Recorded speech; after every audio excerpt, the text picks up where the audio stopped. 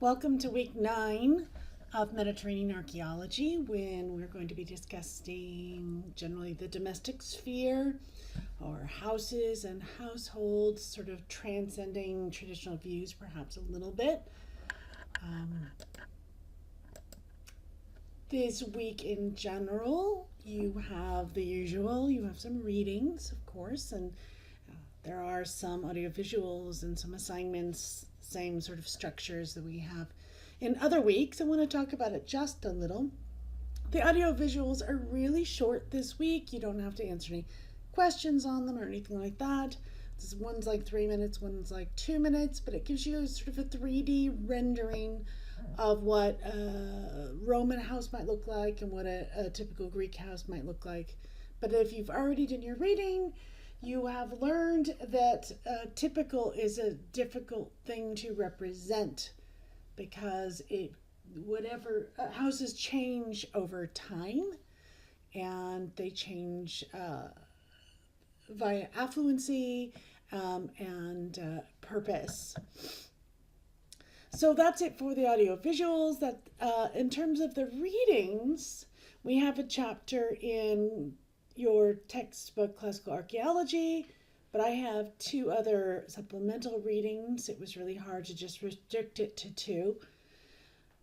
In doing these readings myself and preparing for your week, I was struck by how many people I knew. I'm always struck when I'm preparing your readings, sort of tangentially. I know of these authors, or I've met them at conferences and so forth.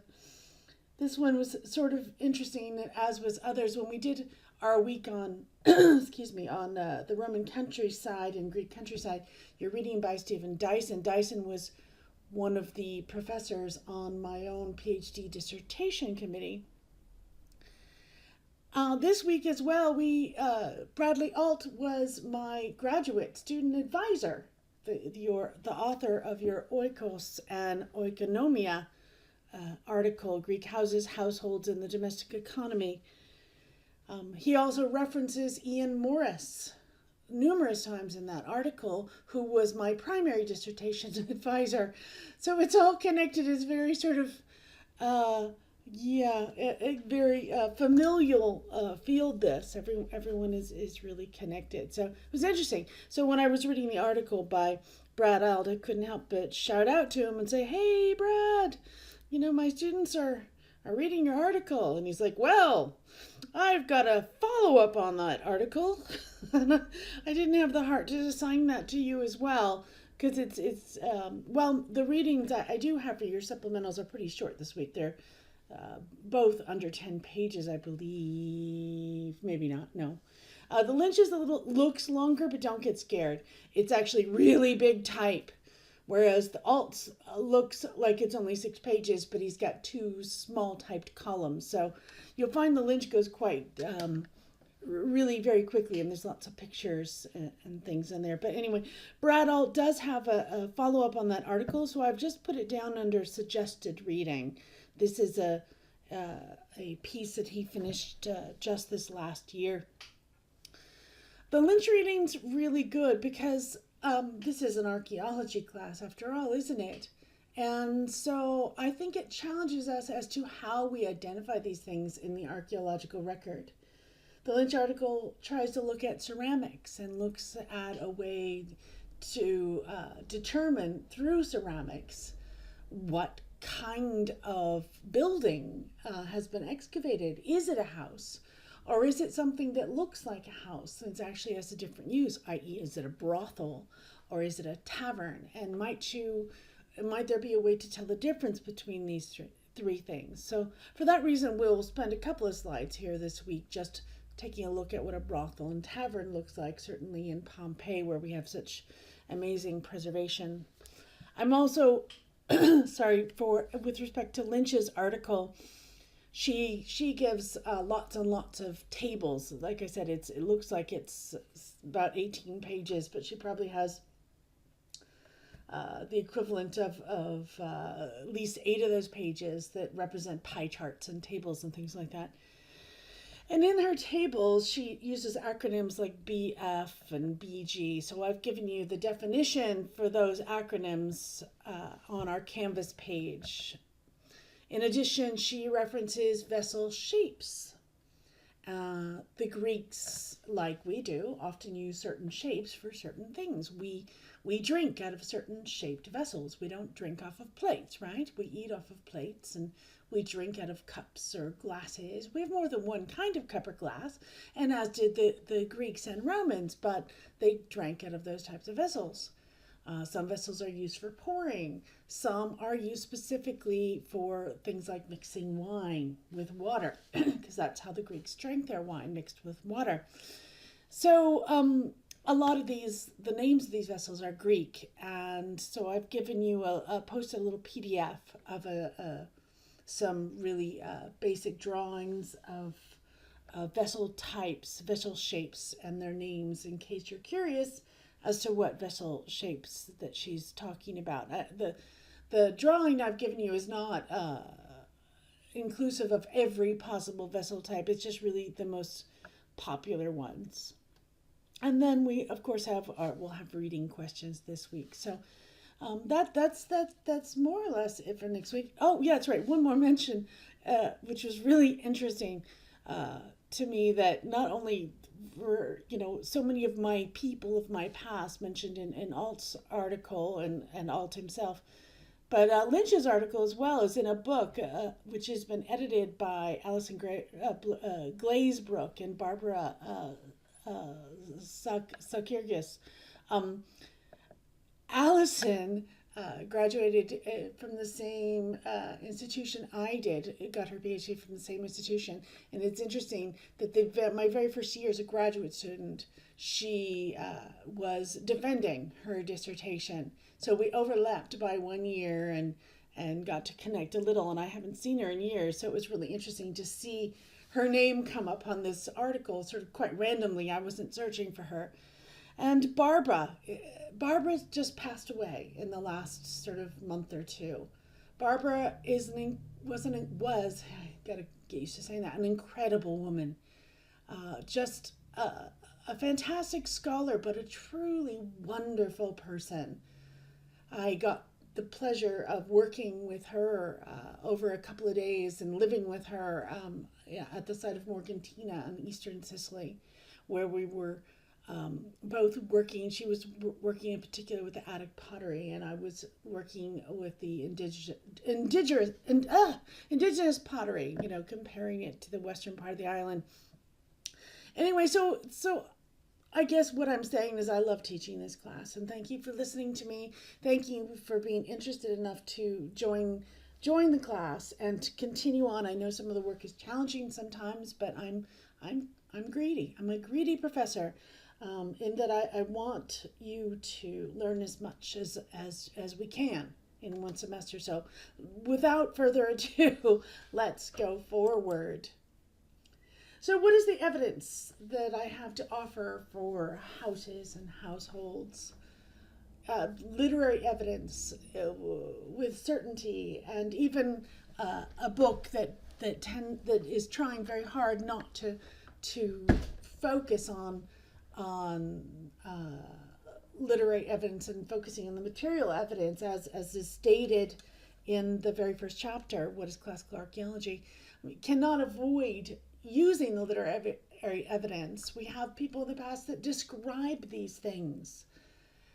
It's important for us not to see those as the rule and seek archaeology to back it up, but to use all our evidence and use it in a critical way. So some of the ancient authors that tell us about buildings are Cicero or Pliny the Younger, Petronius, or Vitruvius, which you've already been introduced to before, and Varro. And of course, we have archaeological evidence. In certainly the Roman world, our best evidence is the site of Pompeii, and that hands down. I mean that's the amazing preservation there illuminates so much for us. But as you've read in, if you've already read your classical archaeology readings before viewing this, or you will afterwards, either way, you will see that that's, not the only site.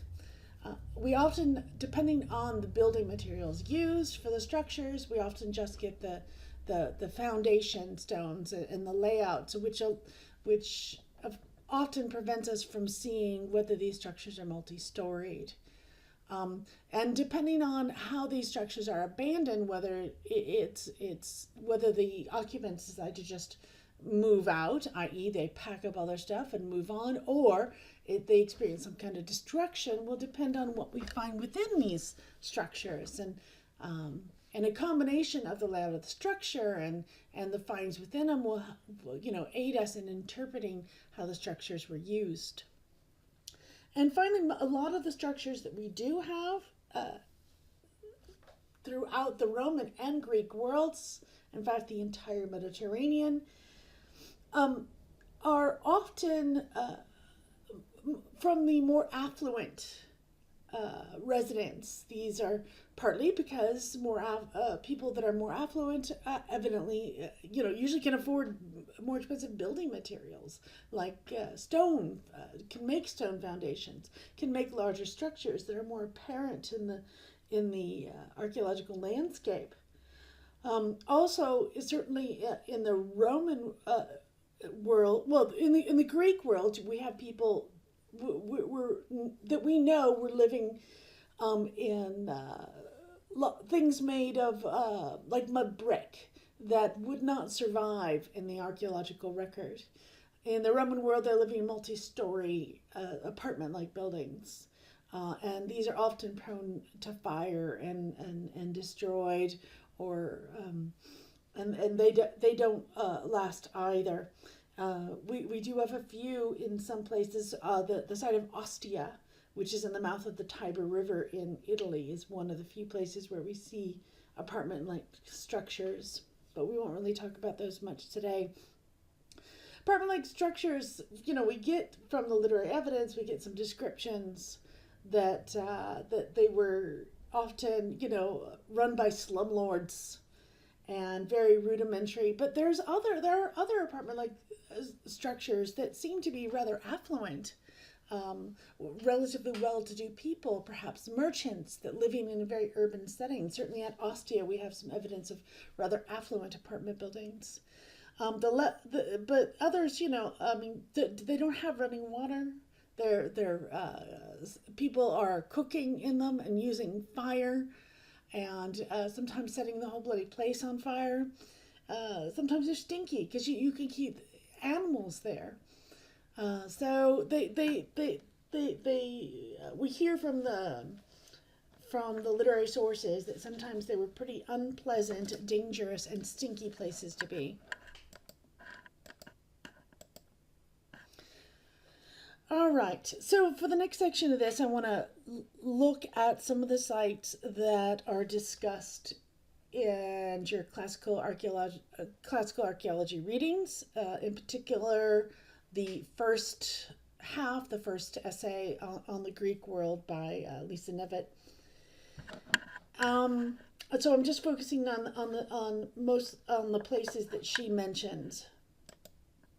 One of the places she mentions, especially associated with the discussion of apsidal buildings, is the site of Lefkandi.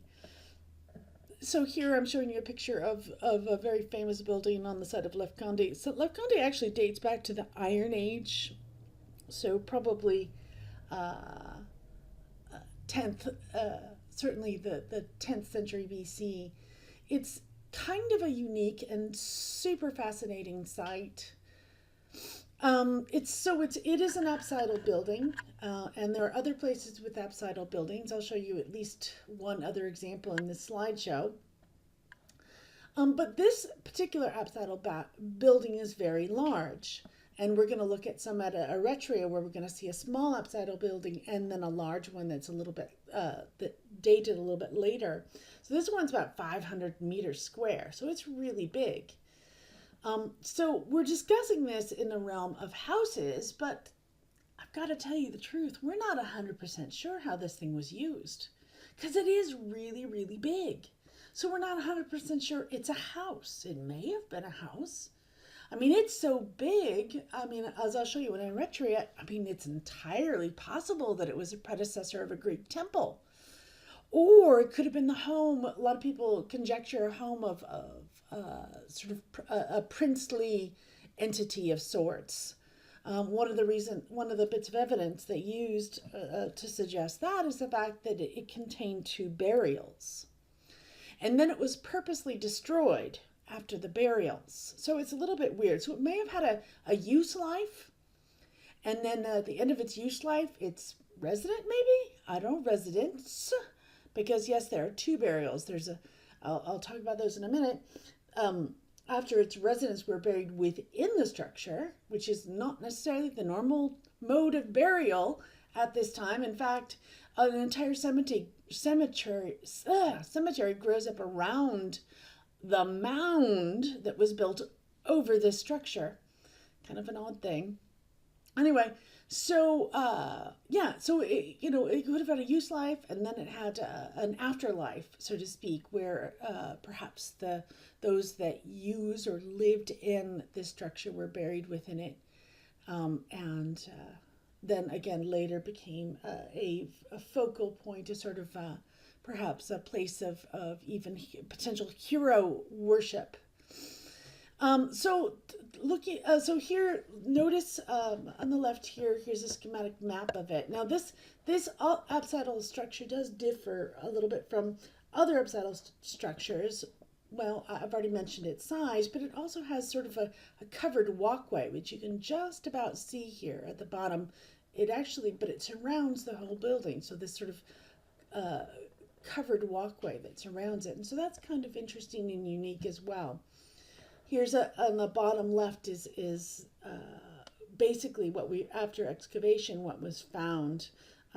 There's the burials in the middle and parts of walls, and here's places in which we found post holes and so forth. So talking about those burials, because I have a lot of slides to show you today, and I am not going to tell you everything I know about every single place that we look at today. If so, it would be hours and hours long. And I'm trying to make this quick. But here is a sketch of the burials. Yes. So this is two burials. This is a woman who was inhumed, right? And next to her is a male who was cremated. We don't know why one was cremated and the other was inhumed. In the second burial are 4 horses. Yes, horses.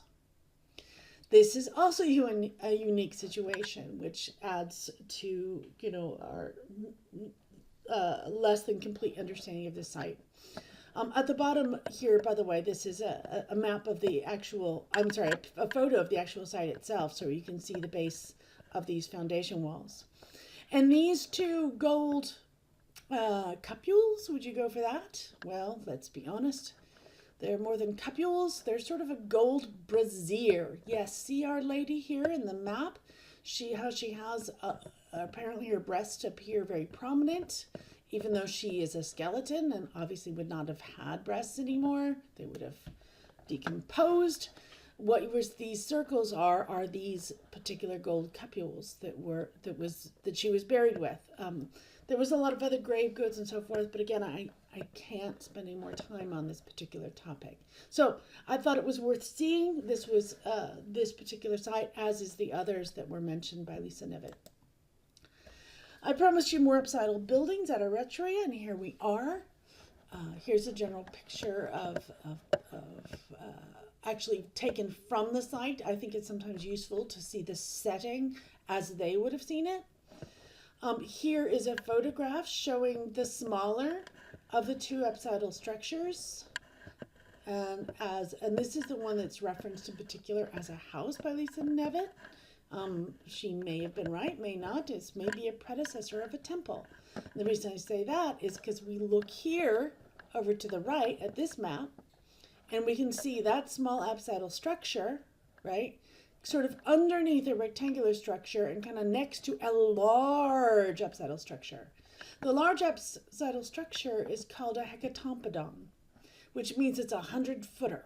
That's right, it was made exactly 100 feet long.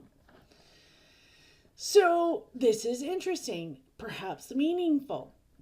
It may well be that this long apsidal structure, which does date after the small apsidal structure, was meant to replace it. This long apsidal structure was eventually replaced by something we do recognize for certain, which is a long temple. So we're pretty sure that the long apsidal structure is a temple, and we're definitively sure that the rectangular structure is the temple. What remains to be seen is whether the small apsidal structure was a predecessor, i.e. the first temple at the site, or is remnants of a domestic structure. Another site mentioned by Nevitt is the site of Scala Oropos, which is in the region of Attica. Looking at the map down here, you can see Scala and Oropos. The place is in between, closer to probably Oropos. Here again is a view from Scala out to sea. Here is an aerial photograph taking of the site that Lisa Nevitt refers to, and here's a drawing very like the one Lisa Nevitt, although this is a bit busier. It includes a lot more detail than the one that Nevitt offers you. The thing that's particularly interesting about this site to Nevitt is the fact that we have a variety of structures here that seem to be grouped together by this rectangular-ish enclosure wall. And that to her, and to others, not just her, suggests that perhaps this is a way of grouping these structures, connecting them, interconnecting them, and perhaps is a mark of an extended family group. Another site mentioned by Nevitt is in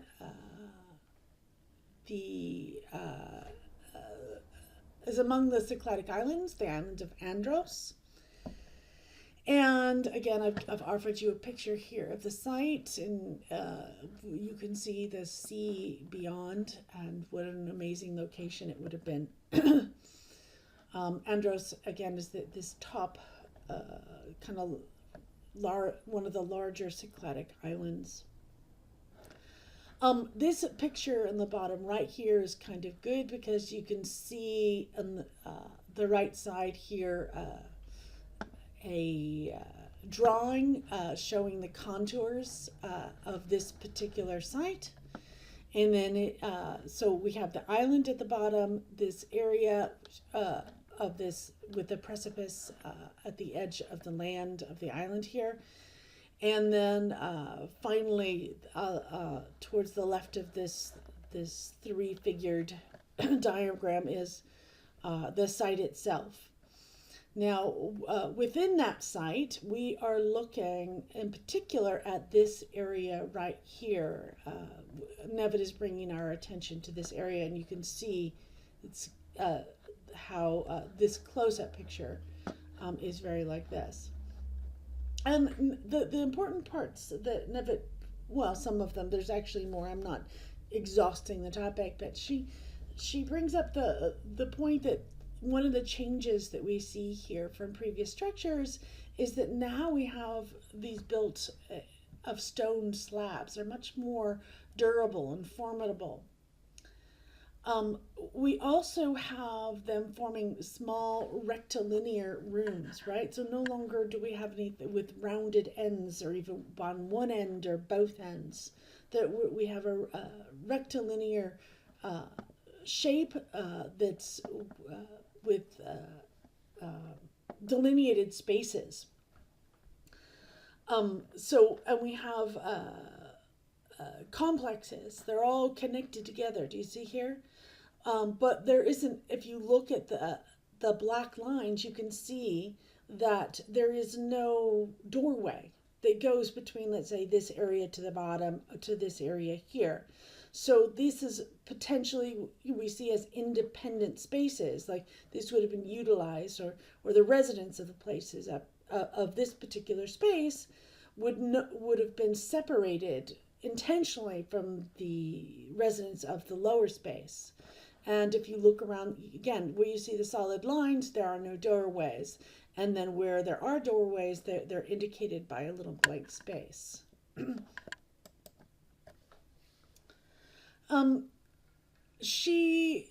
Nevitt and others in our readings in the past have mentioned the site of Olinthos. It's a very interesting site, especially considering the amazing preservation there. And it was never built upon. So Lisa Nevitt talks about house A74 or AVII4 at Olinthos. And she brings this one up because in large part, as she says, it's representative of the main features of about 100 houses within the site. So it's a good example, sort of an average example. The entrance of the house, and so I've given you a picture here of the site. You can see how things are organized in blocks or insulae. And down here is the house A74. So the entrance, you can see, leads from the street into a main court right here. And this is the entrance that she's talking about. And this is the court area that she's talking about. And that this court gives access to different rooms. The house itself may have had an upper story. So this courtyard is giving access to this space over here, which we think is probably a shop, and also to these spaces to the right. And then the main part of the house is towards the back of the house, and this part here is called a pastus, and it's a covered space back here, and it would have sheltered the entry to these back rooms where we presume a lot of the domestic activity was happening. She also brings up, I think about this point in her essay, a discussion on the andron. And this is kind of important. This is certainly something that investigators have monitored through time. That an andron is not something that existed in the earlier versions of Greek houses. And it won't be a place that is going to be present in the late versions of Greek houses, especially during the Roman period. But it is something that appears at about this point in time. And this has a particular cultural function that we hear a lot about in the literary record, which is why archaeologists and classicists are kind of interested in identifying this particular room. And I'll leave it to your reading to explain about that room. What else do I want to show you here? Yeah, storage room, little anteroom from the andron. This area back here has got a water-resistant floor, so it may have been connected with some kind of bathing or water washing of things and people, perhaps. And I think that's about all I want to say about this house in Olinthos. At the end of the 4th century, I know I have 4th century out here, but I'm talking about the end of the 4th century, Nevitt discusses the house of Dionysus at Pella. And this aerial view is actually quite good. It's a dated photo, but it's pretty good at showing us a number of things. First of all, the existence of 2 peristyles, right? And then also the existence of various rooms with mosaic floors. This is a large, fancy space. It's huge. It's more than 3,000 meters squared. It's 10 times more space than the houses at Olinthos. It has a double courtyard, which you can see both in in the drawing down at the bottom, and in the photograph, and in the reconstruction right here, double courtyard. These courtyards bring in plenty of light to all the rooms, and air, mind you. I don't know if she mentions that, but light and air to all the rooms that surround the courtyard. So one of the things that's particularly interesting about this house is that the domestic activities and the entertainment seem all the more differentiated from each other, even than we see that a bit at Olinthos, but even more so here. More importantly, the role of entertainment, i.e. these public places that the public would have invited to for entertainment purposes, i.e. there's some large rooms, the rooms that are decorated with floors, with floor mosaics and so forth, take a much more prominent place than they ever have before. So this signifies a change in how domestic space is being used, and also emphasizes the importance of certain activities over others that were not present previously. Here are a couple. I've got 3 of the mosaics that were found in the house here. This one in the middle, you can see, is the same one shown in this picture. The one at the top and one at the bottom, however, are not shown in the picture because they were actually removed from this site and they're presently in a museum. And I think that, yeah. So go ahead and I'll let you, I'll post this PowerPoint, just the slides, as I have in the past, and you can take the time to read about the various areas and so forth that I haven't actually read to you aloud here. Then I think this is our last one that we're going to look at, is the House of the Dolphins on the island of Delos, which dates to about the 2nd century BC. I've shown you here part of the site. This is actually the Temple of Apollo, but I think, again, it's helpful to see the world, the surroundings as they would have seen it. So this is part of the site, the Temple of Apollo. You can see in this one down here how close this was to the sea. The sea is an important part of all these settlements. You can see a map up here where the island of Delos was, and its proximity to other Cycladic islands and the mainland. It's called the House of the Dolphins because of the dolphins that are present. It's interesting. These dolphins actually, in a way, look more like sea monsters, but that are located on this in the corners of this mosaic in the peristyle area. So here's a big picture of the dolphins, and you can see the dolphins in the corners of this mosaic, and this mosaic is found right here do you see all the little dots here? These are columns, right? And these are these columns. So you can see that this peristyle area. This is interesting also, in some ways like the ones that we saw in the last slide, in that entertainment areas are truly important.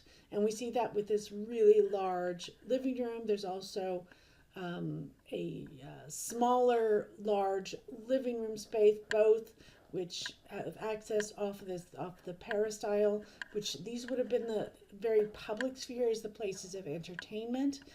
And back here, sort of crammed up in a smaller space, which also suggests the lesser importance of these regular daily domestic activities, sort of pushed back to these smaller space, are all over here in this south corner.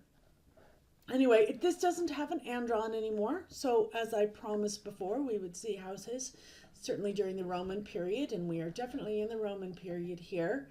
by the second century BC. The andron is no longer an important part of the home.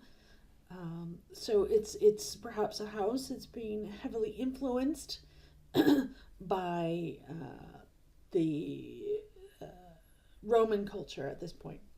Let's see if I got everything there. Yeah, I think we've got pretty much just about all I needed to say about that. I'm sure Lisa Nevitt says more. Okay, so that's all we're going to do today, really about things Greek. I encourage you again to think about those sites when you're reading the articles by Alt and Lynch. Alt certainly references one or two of those sites as well. So these are pretty important sites with respect to identifying, domestic structures.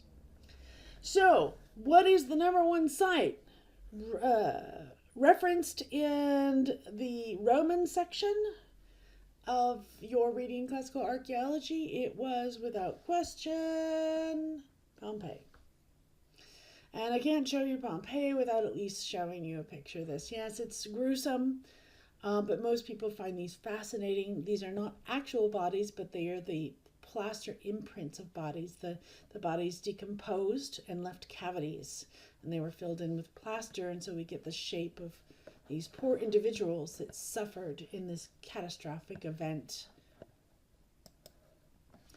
Here's a general map of the city of Pompeii.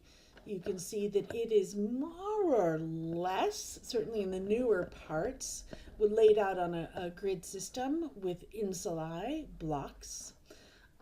It's kind of easy to tell which is the older part of the city. That's the city that's not quite so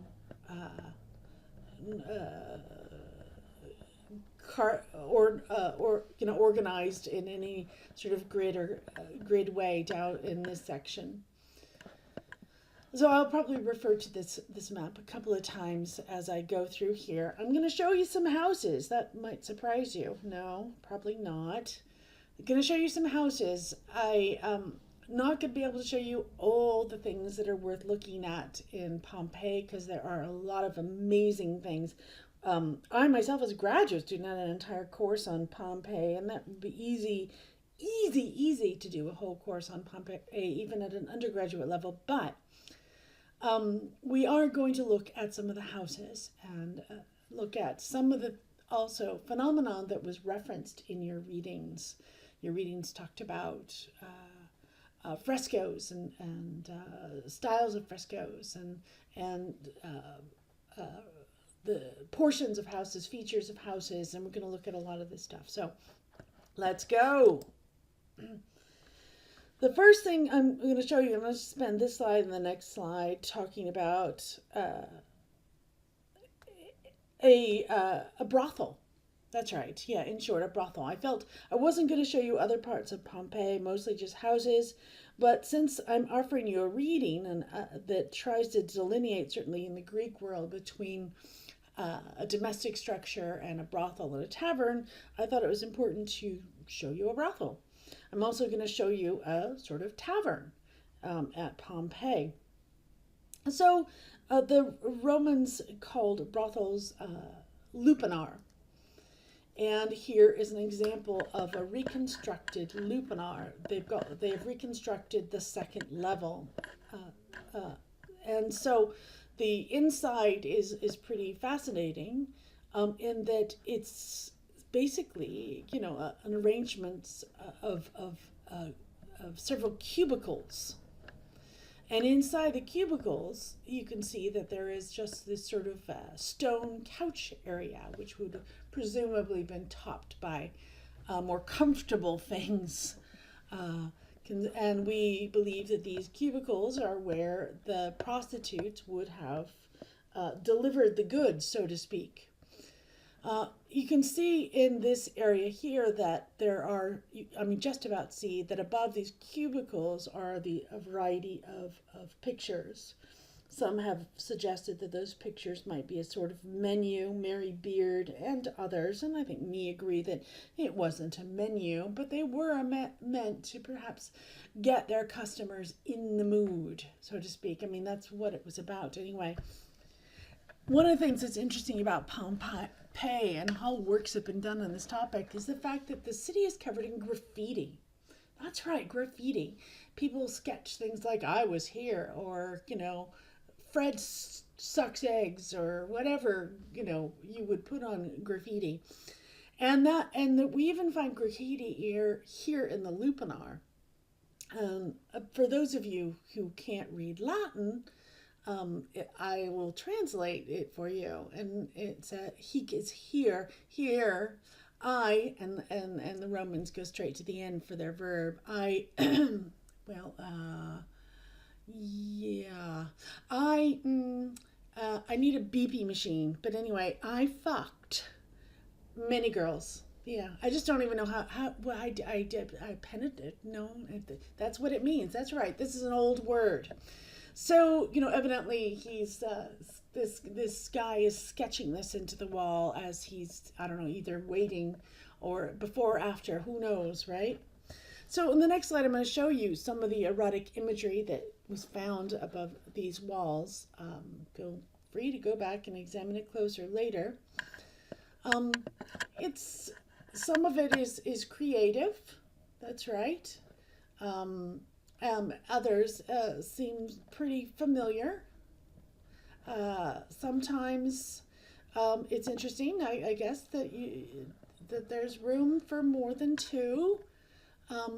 You just imagine, though, that I can't imagine using that little space in that cubicle to have that many people. But anyway, so enough with my imaginings. Another thing that's kind of interesting here, you can usually see that the woman is like in Etruscan art, and way back in the Bronze Age, and we're talking right thousands of years now, we still have women that are being depicted as lighter skin and men being depicted as darker skin. Okay, so this is an example as a kind of a street side tavern. In Pompeii, we know that there was lots of fast food and drink establishments called popini and cauponi. This particular establishment would have had, I think this one is a wine bar that had various sort of pithoi here filled with wine, and you could come by and just lean over and say, "Oh yeah, give me a pint, mate." Well, maybe not, because they were Roman. And so they would just stop by for a drink, right? And just lean up against the bar, have a drink, and then continue on their way. And the actual fast food places look very similar to that.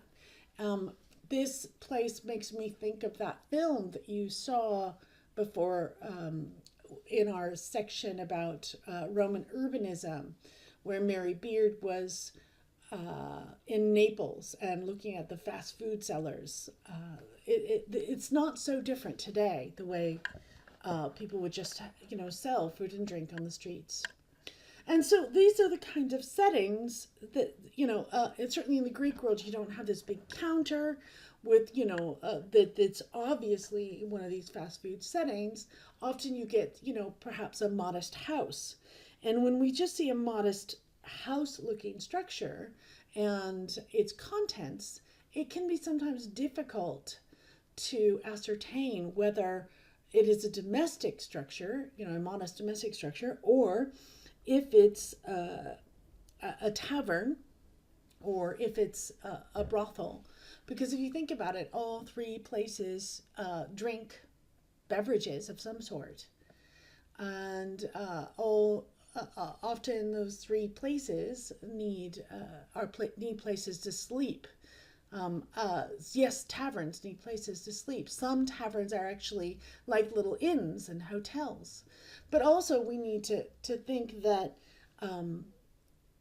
various shop owners shop owners of that are selling various kinds of wares, whether they be wine or food or leather goods or anything, usually had their homes connected to their shops. So that's, also, so you get not only the kinds of material culture associated with that profession, but you'll get domestic material culture as well. And again, sometimes it's very difficult to tell them apart. So, in the essay about the Roman houses, they talk about the four Pompeian styles of August Mao. There's been some change to these ideas since they were first published many years ago, but it's still a lot of what August Mao has determined in terms of stylistic changes over time in the houses and the wall paintings of the houses of Pompeii still holds true. So for that reason, and the fact that it even mentioned it in the article, I'm going to give you a brief look at those four Pompeian styles. The first and second style date to the Republican period. The third and fourth style date to the Imperial period. So here's an example of the first Pompeian style, which dates more or less the 2nd century BC. It's basically a series of rectangular spaces colored that are meant to simulate different colored marble. Marble, depending on what its source, will have different hues, sometimes radically different. So the notion was to try and give the impression that I suppose that you were wealthy enough to have imported this amazing stone from any number of distant geographic locations. This particular photo not only shows its first Pompeian style, but it shows it in association with the entrance of a large house, which is called House of Sallust in Pompeii. The Fauces, which we'll talk about more, was that initial entranceway into what you might call an atrium style house. The second Pompeian style begins early in the 1st century BC. In this style, part of the wall was often still in the first style, with marbleized panels, but other parts, and so here, for example, this right here would be one of those marbleized panels. But other parts, you would have these three-dimensional architectural type features. It's really obvious. This is a great example because you can see these big painted columns, but then these receding painted columns in the background. So it's meant to sort of give you the illusion of a bigger space. So it's a big change from just rectangular marble-like paintings. And this is from the house of Plautus near Pompeii. This is also in the second style. You can see, again, the columns. Whenever you see columns and other architectural features, you are in the second style. And this is from the house of the Griffins at Pompeii. These are also in the second style. Again, do you see you've got some sort of architectural feature in the background here, a big arch here, and very columns. This one has a Dionysiac cult ritual scene happening, but it's happening also in connection to these architectural spaces, again, with the columns here. Third Pompeian style begins in the 1st century, of course, after the second style. The volume of those architectural features is minimized, right? So these spindly lines are actually columns, right? So what was really a popular, prominent, large part is now still present, but it's become the fashion to minimize them. again, even architectural features like whole, structures in the distance are now teeny tiny. So it's really remarkably different. They're no longer trying to show that 3D space, the illusion of a bigger space. And then the fourth Pompeian style, which is kind of a combination of the second and third. So you still get those tiny little spindly columns, but you also get some more solid architectural features, all sort of melded together. And here's at a villa at Herculaneum. Okay, so now you know what we were talking about with respect to Pompeian styles of frescoes, of wall paintings. And now I'm going to change our subject to looking at houses. For a long time, scholars have sort of asserted that the Romans had a typical house style, which we call the atrium style house. And we're going to talk about that because it is popular for a period of time, and the core of a house, but they're not the same. There's a lot of diversity. You can just see from this picture alone. Wallace Hadrill has studied houses in Pompeii for years and has written books that I have not assigned you because I'm trying to be kind. But this is from his publication and this shows four different types and variations of types of houses that he has chronicled in Pompeii. Type 1 you can see is a really modest little structure, and nearly all of these are shops or workshops, but also again where the shop or workshop owner would have also lived at the site. Type 2 right here, which gives two different type range from 2 to 7 ground floor rooms. Here's the smaller one in A and a larger one in type B. Type 3 is what he would consider average, and he would consider the typical medium range, most prominent, most prevalent type house, the atrium style house in Pompeii. And then type 4 is a much larger house. In fact, many of them are much larger than this even. And I'll show you some of those extraordinary large houses. We are going to talk first, though, about this overgeneralized atrium style house. I think it's a good way still for beginners to get a general understanding of some of the very important spaces that were in a Roman house.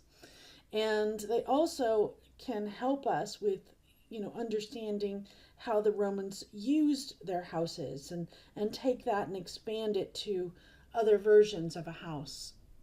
And how the differences between this house and let's say that type 1, that very modest house. I mean, what that would have meant with how the house was used, and perhaps the role that the homeowner would have played in his or I say his. This is a male-dominated world. His society here. So here it is, the overgeneralized atrium-style house that's referenced also in your readings. If you were to make it into a very sort of rigid form, this is probably what it would look like. I don't know that there is a specific house in all of Pompeii that looks exactly like this, though. But you're going to see these various features in a lot of the houses that we're going to look at next. Initially, this is the entranceway, the Fauces. We believe, it has been certainly asserted that the house is laid out generally along these lines for specific reasons. There's usually, this is the primary entrance.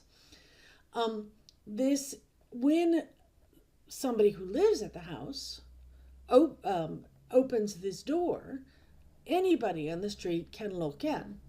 And we think that the designers of the house have taken into consideration what the people in the street can see when they look in, taking great care to put out of sight those things that they do not want to share or be exposed to the eye of the passerby. In addition, an affluent house, we would have had the male head of the house not only in charge or as the well, in charge. Boy, it's a whole new topic, talk about the male in Roman society, but he held the power and the purse strings for everybody else in the house. Multiple generations of males and females and their wives all living in the same house. He would have held, all the decision-making purse strings for all of them. In addition, the affluent male would have had any number of clients, i.e., individuals that were less affluent and less connected politically, in which he sort of took care. Think Godfather, okay? Really, think Roman Godfather, because this is really where later mafia connections and organizations would come from, this particular social organization. So this head guy would have his clients, people that depended on him for his affluence and favors and his influence. He would sort of hold court, really, and he might hold court in this tablinum area, and his clients would then enter the house, and then they would not have access to these areas in the back of the house. And when they entered the house through the fauces, they would go through the atrium area. They would not go through the impluvium, or else they would get wet. But they would go through the atrium, and they could certainly see back in here into the tablinum. So, sorry, I'm trying to make it short. I really am. So here are the various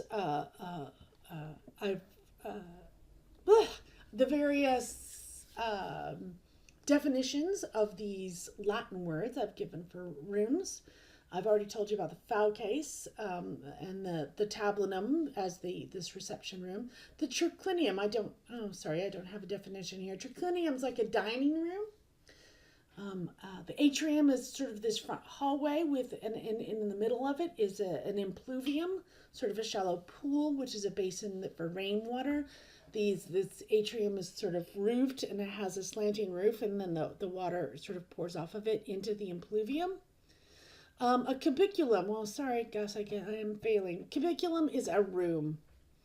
It's just a room. It's a room. It's probably used for multiple purposes. Bedroom is one possibility, but there are a number of functions that happen in these cubicula, which would be the plural. So giving you a brief tour of a few houses in Pompeii. We'll start with the House of the Small Fountain. And it is one of these atrium-style houses, but you notice it doesn't have this perfect rectangular with everything set out exactly like that schematic map did. It does, however, have some of these features. Here we are. This is the fauces. This is that entranceway. And one looks from the street, one sees beyond the fauces into this atrium area with its impluvium in the middle, back into the tablinum, and further back into this to the garden area. So this is the part that's intended. But the viewer does not get to see any of the rest of this stuff. This is the private space of the house. So back here, by the way, in this garden area is this. This particular little garden area has a nymphaeum, which is a little fountain area. And it has frescoed walls that depict a landscape I'm missing a D, and a seascape. And so again, the visitor would have seen this, but it also provided a beautiful space for the homeowners to utilize as well. Another house is in Pompeii is the House of the Faun. And I'll show you some of the the features and paintings inside these houses as well. So this is the largest house in Pompeii. Pardon me. As you can see, it takes an entire city block, an entire insula. It's 3,000 square meters. And it's constructed in the 2nd century BC. It has 2 entrances. This one here is the public one at the Fouques, and it also has I'm sorry, a private entrance on the at the side here. Ooh, sorry. Looking inside the House of the Faun, we can see here's an actual photograph of the Fouques, which allows you to see. You see, this is the faun. This is how this house's name is after the faun that was found in this impluvium. So there it is. So you can see as a visitor through the Fouques, beyond into this atrium area with the impluvium, and then beyond that further into the tablinum. And then beyond that into the peristyle area, because you can see the columns wherever you are here. So the House of the Faun is also famous for this amazing mosaic it's got out in the Excedra, this particular area of the garden. Here, the mosaic is actually found on the ground over here, and here it is. You can see that these columns, right, are these columns, and this wall is this wall. So here it is. It's a famous mosaic of Alexander the Great. So here's Alexander. It's a beautiful, beautiful work on his horse fighting Darius in their great battle. Here's a couple of more pictures of the House of the Faun. Here's one area that shows what remains of the first style wall painting. And here's a couple of other mosaics. This one's sort of a cube style mosaic, and here's a triangular mosaic. This is in the Fouques. Excuse me. Another house in Pompeii is the House of the Vedii. This house is probably most interesting to most people because of the phalluses. This one's got lots of phalluses, and I'll show you that. And we don't really know why. I like that somebody asked the question in our last discussion on that film with Mary Beard about Pompeii, and that somebody, challenged her that she didn't provide any proof for her interpretation of these phalluses. And the truth is, we don't know. That most people do believe there's some apotropaic value to them, i.e. that they're meant to ward off evil spirits. They're sort of good luck. But others, like Mary Beard, feel like they're an assertion of male dominance and power. Certainly Rome was a male-dominated culture. I'm not sure that we're absolutely clear on how they were viewed by everybody. So here's a map of the House of the Vedii. We do see some familiar things here, right? So here's the entrance, the Fouques, and it goes through an atrium, right, with an impluvium in it. And it goes beyond here. I don't see a tablinum. So again, there are variations, but you do get to see back into this garden area. And here's the garden area right here. And yes, as I promised you. So here is the very first image you get of Priapus. That's who this is. And his giant phallus. It's right in this entranceway. Again, is this apotropaic? Is it saying, go away, evil spirits, and or is it saying, hey, men live here? Not really sure. But it's not the only one in this house. We have another one that's right off the kitchen area here. So I guess the luckier, or not really sure. This is probably one of the most visited houses in Pompeii because everyone wants to see the big penises. The House of the Vedii also is interesting because it has two different atria, which would be the plural of atrium. The first one, which I already pointed out to you, right? We had the fauces and went through the atrium, and here's the impluvium, right? And you get to look back straight into the garden with an tablinum. But the House of Vedii has a second, smaller atrium as well, which is located right here off to the right of the first one. And in that is preserved something that would have been in every Roman house, which would have been a shrine to the house gods. In other words, a lararium. So here is the lararium that is located in the smaller of the two atria, which is as I said, a shrine to the gods of the house.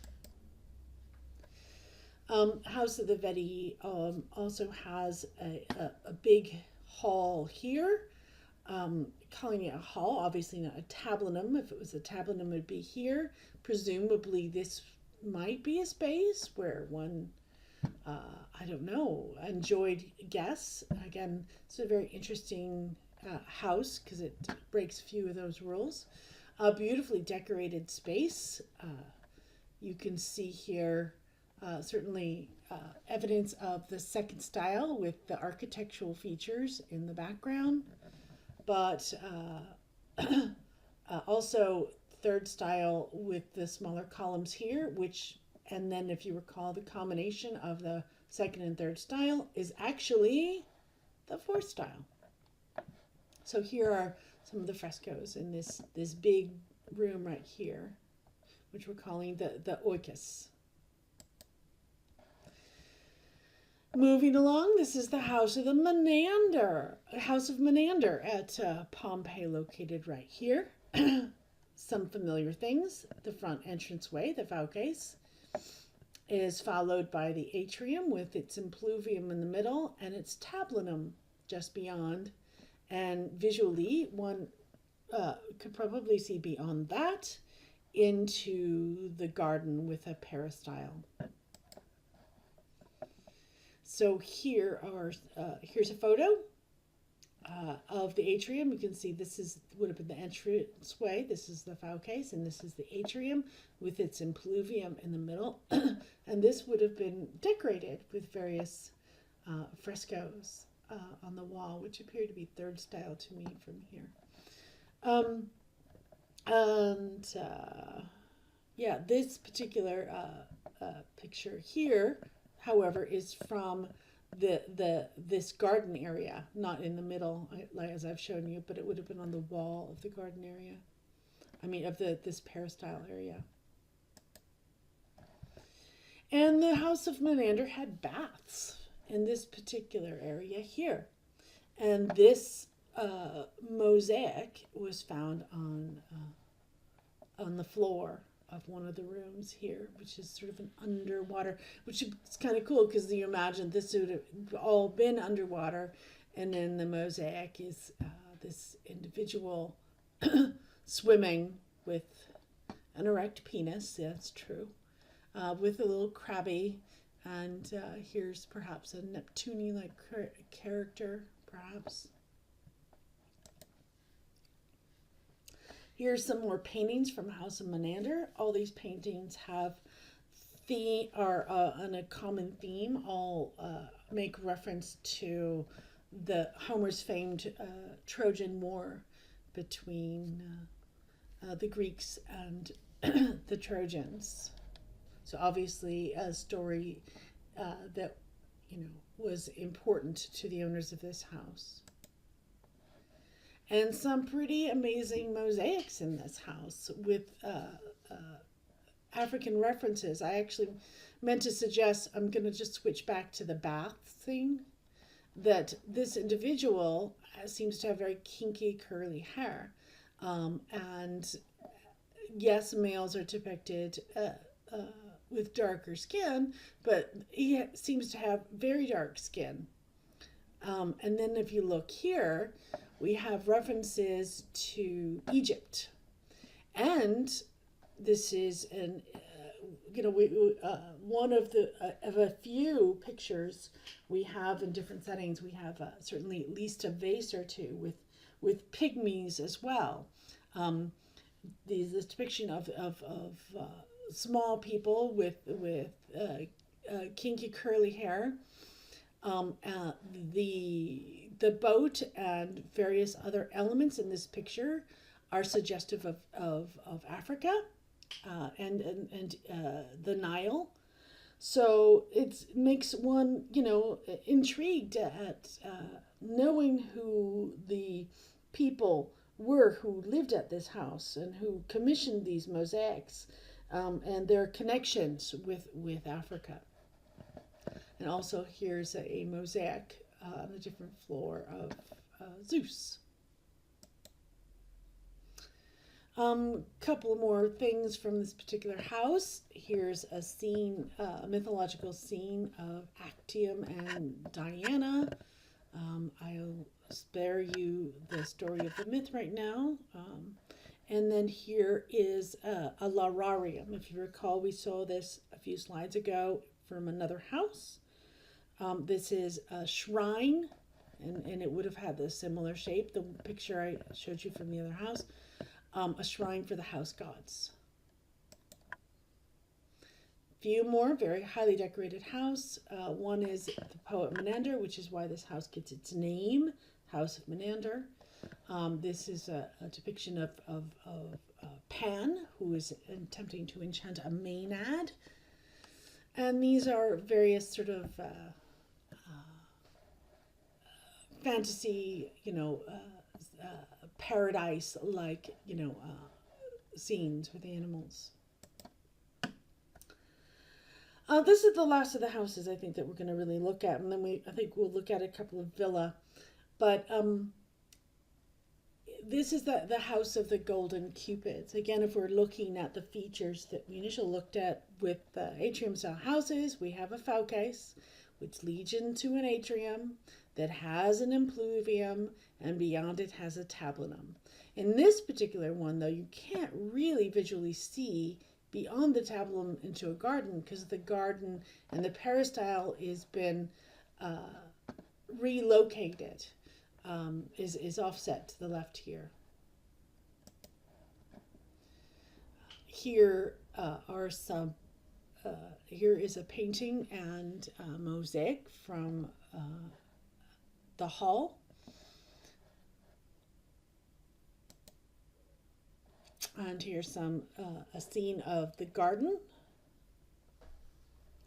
And here is a scene from the lararium. This lararium is a little bit odd. I won't go in great detail, but I'm going to say that the implement that this person is holding and the jackal-headed entity here suggest references to non-Roman religions, in particular the religions of Egypt. And this is a different house than those other Egyptian references. And I'll go ahead and give you a spoiler. In Pompeii, there's at least one temple to Isis in the town of Pompeii. So from what we know from the graffiti, from the structures, Pompeii was probably a very cosmopolitan city with extraordinary diversity of people, both freed people and slaves from a variety of different cultures. Truly would have been a fascinating place to visit prior to the volcano eruption, of course. Okay, super brief look at villas. We already talked about villas a little bit when we were doing our section on the countryside, remember? I think that Stephen Dyson, in your reading during that week, week 7, I believe, discussed these 3 different kinds of villas, and I'm just going to talk about them just a little bit more here because they're, really their villas are just really gigantic houses. But there were 3 kinds of villas, as I said in the previous slide. One of those kinds we label a villa maritima, maritime, i.e., a sea, side villa. There we go, a seaside villa. That's a good translation.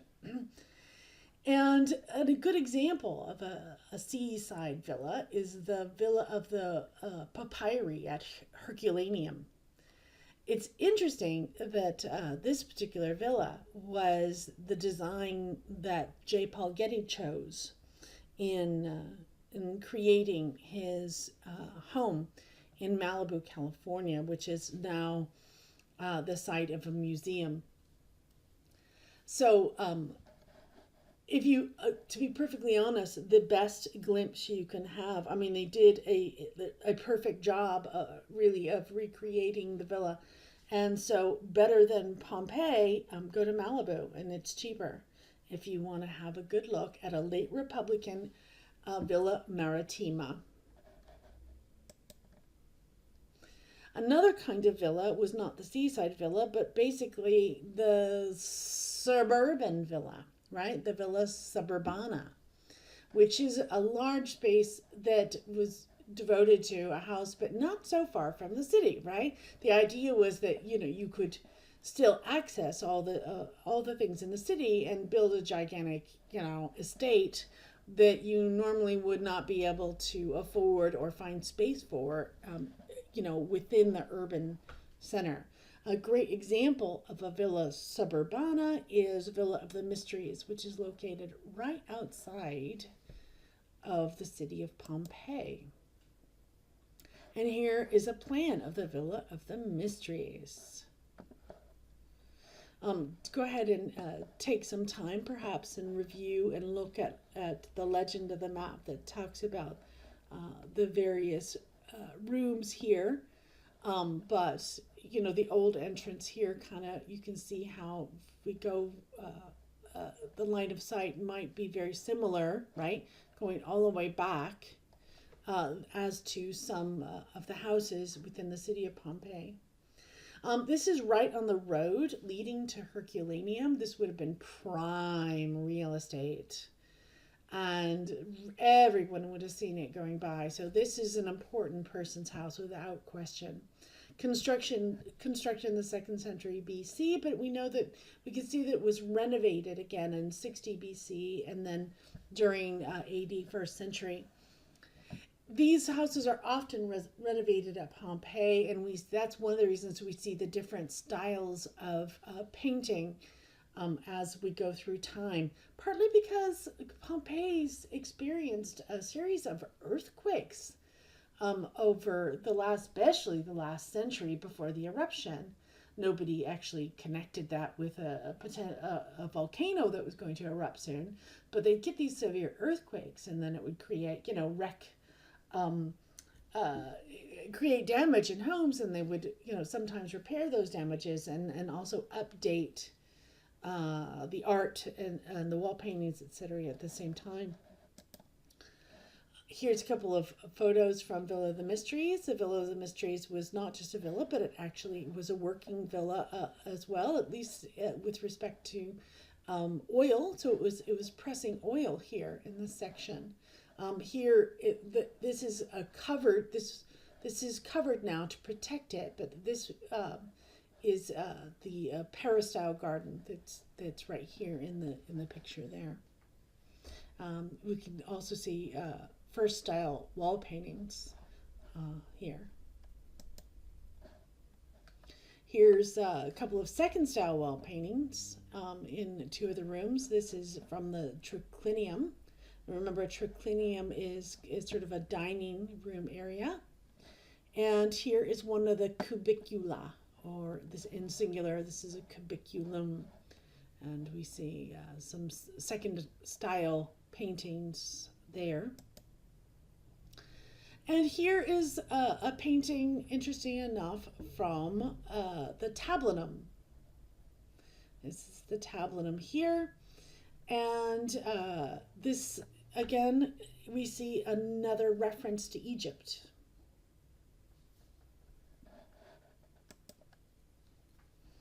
The third type of villa is the villa rustica. You know, it's easy to translate some of these Latin words, isn't it? Rustica, rustic, suburbana, suburban, maritima, maritime, right? So Latin's not so hard after all, is it? Anyway, villa rustica. So rustic. So this is going to be some distance from any city, and it's going to be, you know, usually a working villa. This is going to have a lot of land connected to it. It's not going to be a place just where, granted, rich people will, the rich people that own this will have probably some urban home as well. And this will be, perhaps a lovely, countryside place to visit. But when they're not there or there, it's going to be a place that earns them money. It's going to have probably a large slave force that's engaged in agriculture and other produce. This particular, one of the best examples is the one at Sede Finestra. I've actually shown you a slide of Sede Finestra during week 7 when we were talking about the countryside. It's referenced by Stephen Dyson. It's near the colony of Cosa, and it's about 3 or 4 miles from the coast. Constructed in the 1st century AD and expanded in the 2nd century AD. We know that it produced 2 things. Excuse my typo. Apparently, olive oil, and wine. Yes, important. So here is a plan generally of how it's laid out, and it would have had sort of a very much a working portion and a living portion. And so here's a reconstructive picture, and these would have been all the lands associated with it. And that's it. Here's Blackness. Contact me for questions and enjoy the readings and the 3D models I've given you, and of course answer your weekly reading questions. And we'll connect back in a presentation next week. Thank you.